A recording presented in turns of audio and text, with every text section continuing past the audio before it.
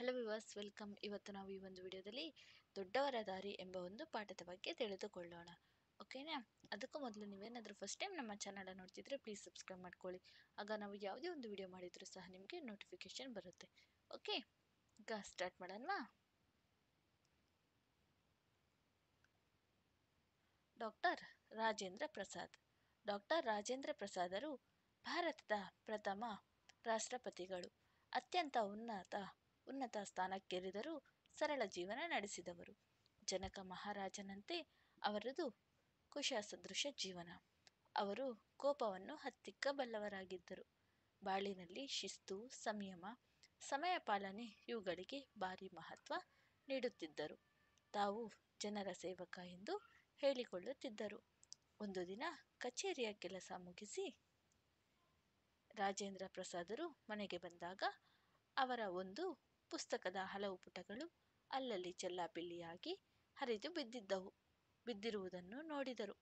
ಇದೆಲ್ಲ ಮಕ್ಕಳ ಕೆಲಸ ಎಂಬುದು ಅವರಿಗೆ ಹೊಳೆಯಲು ಬಹಳ ಹೆಚ್ಚು ವೇಳೆ ಬೇಕಾಗಲಿಲ್ಲ. ಮಕ್ಕಳಿಗೆ ತಮ್ಮ ತಪ್ಪಿನ ಅರಿವಾಗಬೇಕು ಎಂದೆನಿಸಿತು. ಆದರೆ ಆ ಮಕ್ಕಳನ್ನು ಅಪರಾಧಿಗಳಾಗಿಸಲು ಅವರ ಮನ ಒಪ್ಪಲಿಲ್ಲ. ಒಂದು ಉಪಾಯ ಹೂಡಿದರು. ಪ್ರಸಾದರು ಮುಖ ಕೈಕಾಲು ತೊಳೆದು ಬಂದರು. ನಿಧಾನವಾಗಿ ಕೋಣೆಯಲ್ಲಿ ಹರಿದು ಬಿದ್ದಿದ್ದ ಪುಸ್ತಕದ ಪುಟಗಳನ್ನು ಒಂದೊಂದಾಗಿ ಎತ್ತಿ ಮೇಜಿನ ಮೇಲಿಟ್ಟರು. ಬಳಿಕ ಮಕ್ಕಳನ್ನೆಲ್ಲ ಬಳಿಗೆ ಕರೆದರು. ಮಕ್ಕಳು ಓಡೋಡಿ ಬಂದರು. ರಾಜೇಂದ್ರ ಪ್ರಸಾದರು, ಮಕ್ಕಳೇ ನೋಡಿ, ಇಲ್ಲಿ ಯಾರು ಎಷ್ಟೆಷ್ಟು ಪುಟಗಳನ್ನು ಹರಿದಿದ್ದೀರೋ ಅವರಿಗೆ ಆ ಪುಟಗಳ ಸಂಖ್ಯೆಗನುಗುಣವಾಗಿ ಕಾಸು ಕೊಡುತ್ತೇನೆ, ಆಗಬಹುದೇ ಎಂದರು. ಮಕ್ಕಳು ಒಬ್ಬರ ಮುಖ ಒಬ್ಬರು ನೋಡಿಕೊಂಡರು. ಒಬ್ಬೊಬ್ಬರು ಕಾಸು ಸಿಗುವುದಲ್ಲ ಎಂಬ ಸಂತೋಷದಿಂದ ತಾವು ಹರಿದ ಪುಟಗಳ ಸಂಖ್ಯೆಯನ್ನು ತಿಳಿಸಿದರು. ಪ್ರಸಾದರು ಅವರಿಗೆಲ್ಲ ಅಷ್ಟಷ್ಟು ಕಾಸು ಕೊಟ್ಟರು. ಹುಡುಗರಿಗೆ ಖುಷಿಯೋ ಖುಷಿ. ಆಗ ಪ್ರಸಾದರು, ನೋಡಿ ಮಕ್ಕಳೇ, ಪುಸ್ತಕಗಳು ಜ್ಞಾನ ಭಂಡಾರ, ನಮ್ಮ ತಿಳುವಳಿಕೆಯನ್ನು ಹೆಚ್ಚಿಸುವ ಆಕಾರಗಳು. ಪುಸ್ತಕದ ಪುಟಗಳನ್ನು ಹರಿದು ಹಾಕುವುದು ಒಳ್ಳೆಯ ಅಭ್ಯಾಸವಲ್ಲ, ತಿಳಿಯಿತೆ ಎಂದು ಮಕ್ಕಳಿಗೆ ತಿಳಿಯುವಂತೆ ಹೇಳಿದರು. ಮಕ್ಕಳಿಗೆ ತಮ್ಮ ತಪ್ಪಿನ ಅರಿವಾಯಿತು.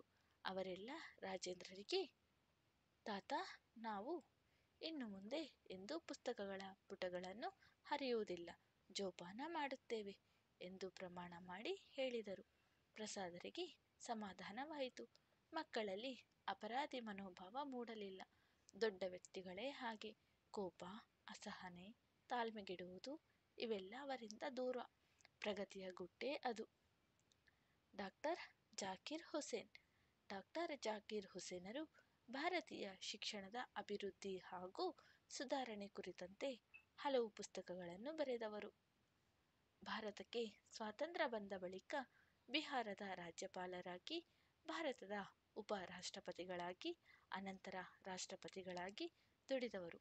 ಕೆಲಕಾಲ ಅಲಿಗಢ ಮುಖ್ಯ ವಿಶ್ವವಿದ್ಯಾಲಯದ ಕುಲಪತಿಗಳೂ ಆಗಿದ್ದರು. ಶಿಕ್ಷಣ ಅವರ ಪ್ರಮುಖ ಕಾರ್ಯಕ್ಷೇತ್ರವಾಗಿತ್ತು. ದೆಹಲಿಯ ಜಾಮಿಯಾ ಮಿಲಿಯಾ ವಿಶ್ವವಿದ್ಯಾಲಯ ಉನ್ನತ ಶಿಕ್ಷಣಕ್ಕೆ ಹೆಸರಾದ ಸಂಸ್ಥೆ. ಅದರ ಸಂಸ್ಥಾಪಕರು ಡಾಕ್ಟರ್ ಜಾಕಿರ್ ಹುಸೇನರು. ಅವರು ತಮ್ಮ ಜೀವನದ ಬಹುಭಾಗವನ್ನು ಆ ವಿಶ್ವವಿದ್ಯಾಲಯದಲ್ಲಿಯೇ ಕಳೆದರೆನ್ನಬಹುದು. ಅಲ್ಲಿನ ಒಂದು ಘಟನೆ ತುಂಬ ರೋಚಕವಾಗಿದೆ.